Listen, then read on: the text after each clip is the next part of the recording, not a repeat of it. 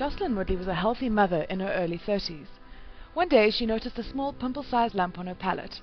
A little concerned, she consulted a doctor. I was busy studying when the doctor phoned me. She told me that I have a rare cancer called adenoid cystic carcinoma.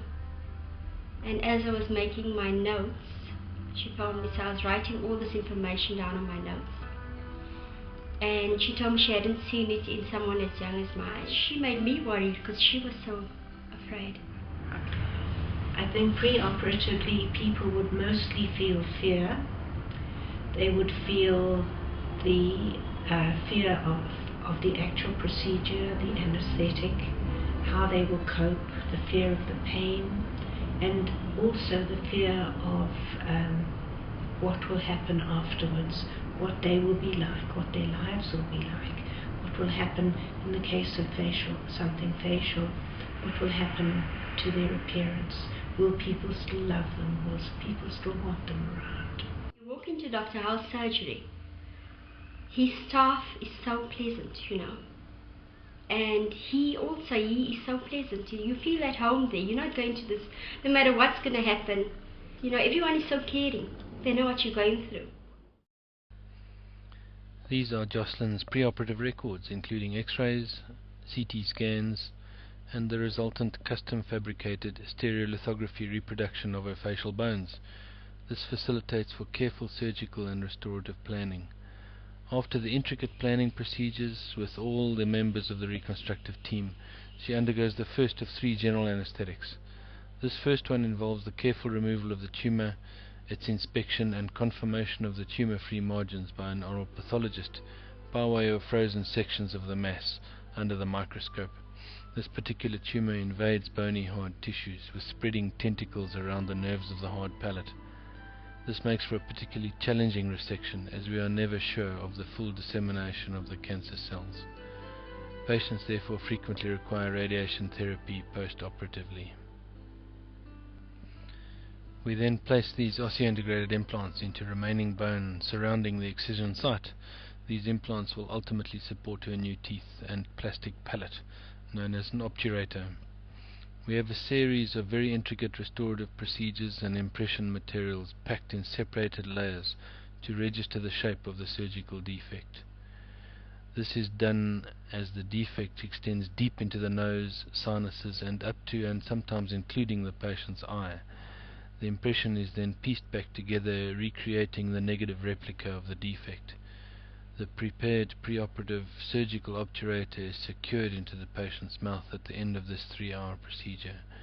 This will allow the patient to eat and speak post-operatively.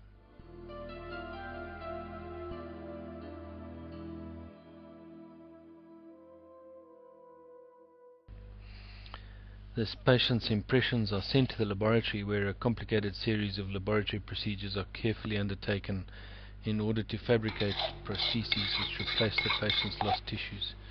The prosthesis must endeavour to recreate the removed supporting buttresses, processes, teeth and palate, restoring the patient's life functions of eating, drinking and speaking. The prosthesis is created generally in at least 2 parts.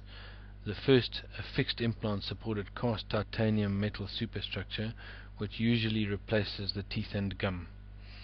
The second part is a removable palate supported by the tooth superstructure. This is removable to allow access for cleaning and visualization of the defect by the surgeons and oncologists to monitor the success or recurrence of the tumor excision. When a large defect exists, there may be more parts fitting as a jigsaw puzzle replacing the lost tissues. Tooth and gum-colored materials are carefully added to match the patient. The prosthesis is then finally polished, sterilized and prepared for the next operation. The final operation is undertaken in order to fit the custom laboratory fabricated prosthesis and to again evaluate the surgical defect. Here you can see the delivery of the fixed element of the teeth, gums and part of the cheekbone and support. This is then secured by gold screws into the waiting implant fixtures. The second removable palatal section is then adjusted carefully and placed into the supporting fixed element, and the patient's bite checked and verified.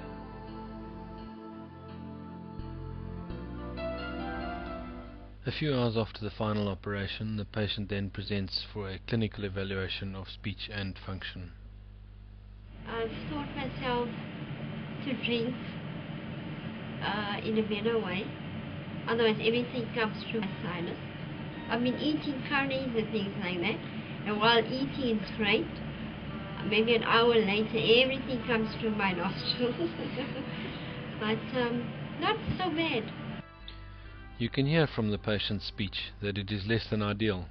We therefore undertake a nasal scope, as you can see here in another patient. This allows for functional evaluation of obturator function during drinking, looking for leaking and bubbling past the obturator. With careful manipulation of the camera, we can then also evaluate soft palate function and obturator seal during speech and swallowing. With cancers such as this, radiation is often undertaken to radiate cells which may have infiltrated beyond the excision margins and the vigil of the microscope.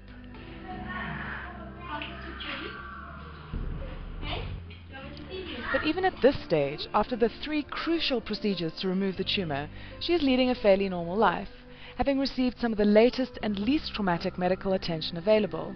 At the same time, she has also had a life-changing experience that has altered her in other ways. I've been on this journey where I've been speaking to so many people. I've sort of been counseling people because I've been seeing people at hospitals and things like that. These are the kinds of maxillofacial tumours and gunshot victims that challenge us on a daily basis. Most of these patients are not able to afford the standard of care that would restore their quality of life. This lady was shot execution style only 3 weeks after her wedding in Nigeria. Some of these patients are South African, but many are from other African countries, desperately seeking such treatment that can return them to society and their loved ones.